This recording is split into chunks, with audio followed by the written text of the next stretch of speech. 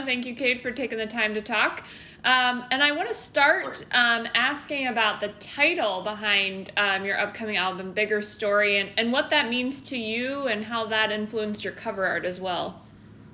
Absolutely, yeah. So this song, Bigger Story, really actually sums up the whole album, Bigger Story. That's why I chose that as the title track. And this whole album really started with this one question: if I could explain Jesus to someone that maybe has never heard of Jesus before, how would I explain it? And it's the message of that song that we're all a part of a bigger story, and Jesus is the only one that can save us. He's the only hero in that story. And as I look through this whole record, there's really a beginning, a middle, and an ending to it. And as you think of a story, it has that same feel, right? As we look back, we can see God and his goodness in the past.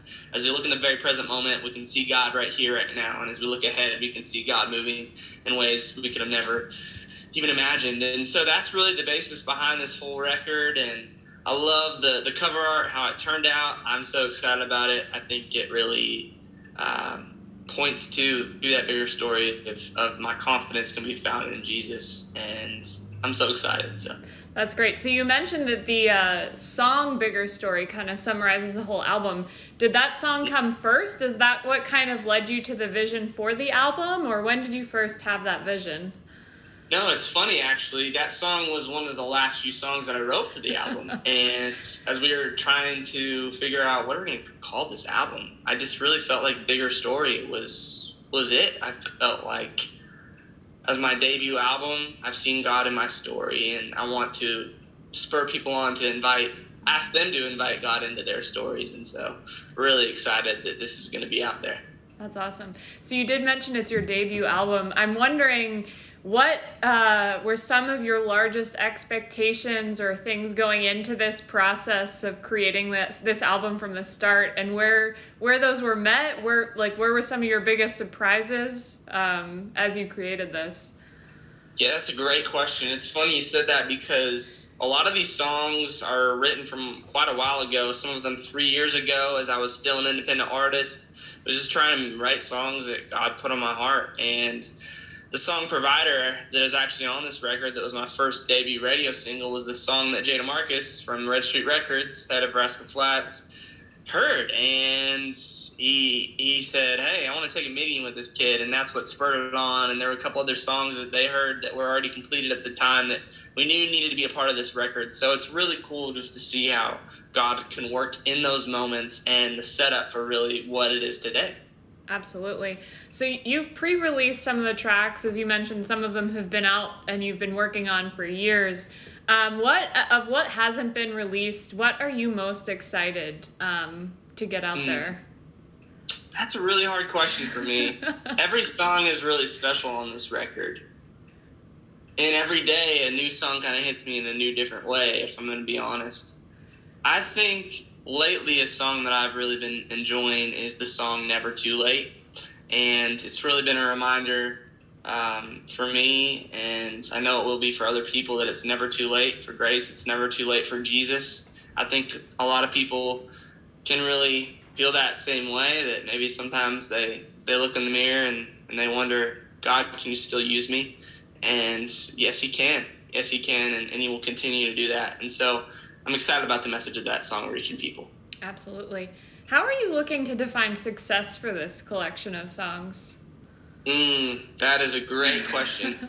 If one person's life doesn't really walk with Jesus, here's this album, and they decide to follow Jesus, then I consider that a success with this record.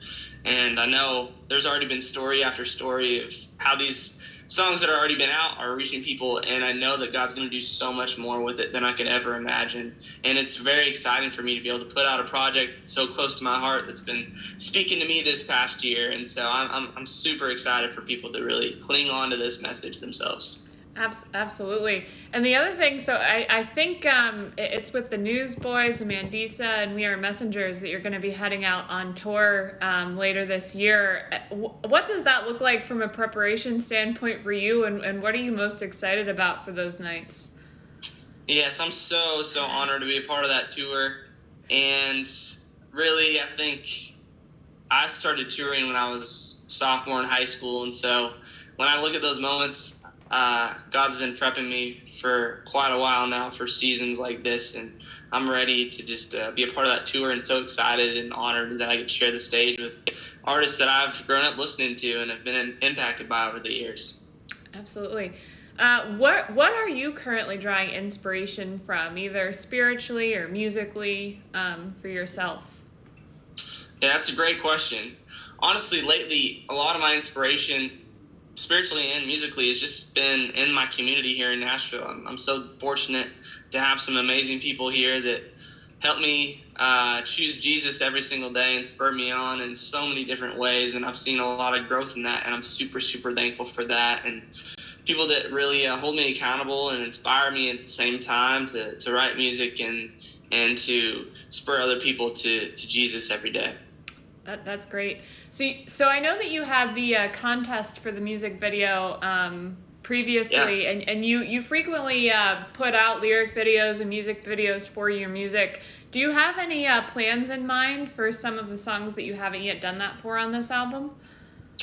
Yeah, we're actually working on some video content as we speak. So Nice. if you don't follow me on YouTube or subscribe to my page, you should check it out. Quick plug. But yes, we've got video content coming alongside this record too, which is really exciting. So that's awesome. So I just want to thank you for this time. I'm going to close with one more question that we'd like to end with, and it can either be a musical or a non-musical answer. But for the remainder of 2021, what are you most expectant for? Great question. Question I haven't been asked yet this year. I would say I'm just expectant. How do I say it?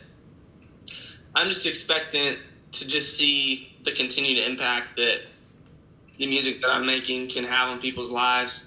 I'm excited to see these songs that have not seen the light of day that will now see people and reach people, and I'm excited to see what their response is to this music. And I can tell you this much right now, it's not just this album that'll be releasing this year. There's more music to come too, so stay tuned. I'm excited, I'm expectant, and it's exciting. That's awesome. Again, I just want to thank you, Cade, for taking the time. I really do appreciate it.